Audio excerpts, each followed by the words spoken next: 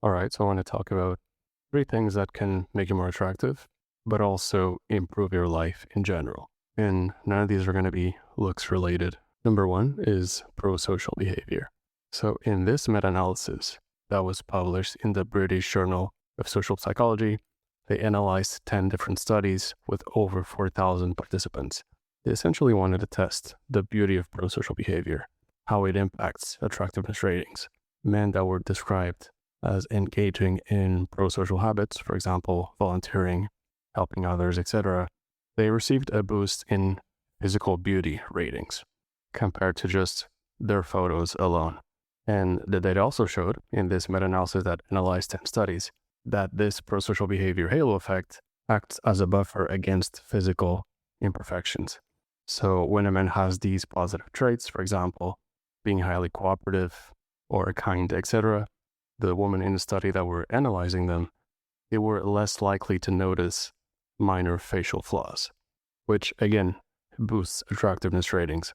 So, like I've mentioned in the past multiple times, there's more than just one halo effect. There's a lot of things that can cause it. This is one of them. Number two is having higher education.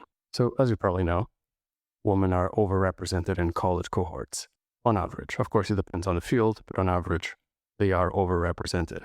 They get into college more, and once they're there, they're more likely to graduate. And women that are educated, they seek men that have similar levels of education or higher, but usually similar levels. So you can look at this survey, and most women with a college degree, they say they would not date a guy that does not have a college degree.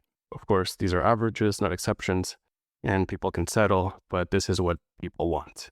So there's a divide between the genders.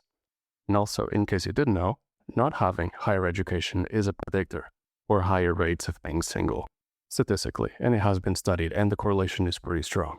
To me, it makes sense. I think there's a lot of reasons. One of them is it's pretty easy to make friends and meet a lot of people in college, which can form into relationships. Also, people with higher education, on average, they tend to make quite a lot more money, so they're more financially stable.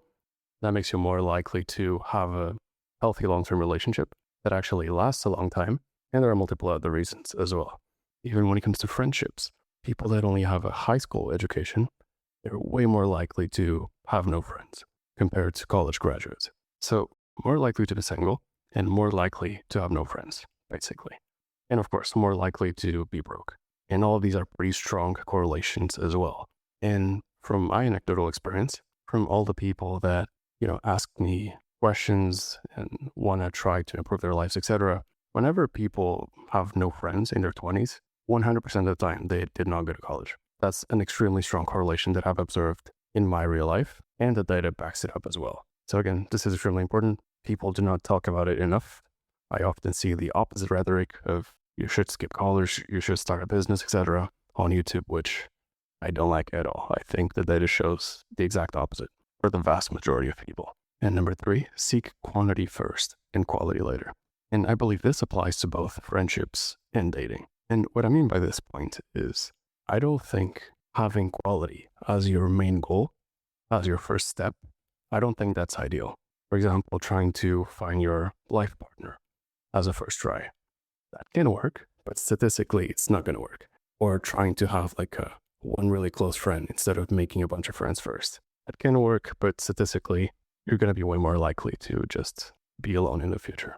I think the best strategy is to meet a lot of people, talk to a lot of people, both when it comes to friendships and also when it comes to dating, going on dates, etc. You first want to have the option pool, and then you want to select for quality. So again, I don't think you should be that person that only has one or two friends or only texts one woman and does not talk to a lot of people. I think that's a recipe for disaster. You're putting too many eggs in one basket, and you're not going to have enough options to select for quality if you want a high probability of it actually working. So I would focus on quantity first and quality later, both when it comes to dating and also friendships. And by the way, I have a free school community. All the information is free.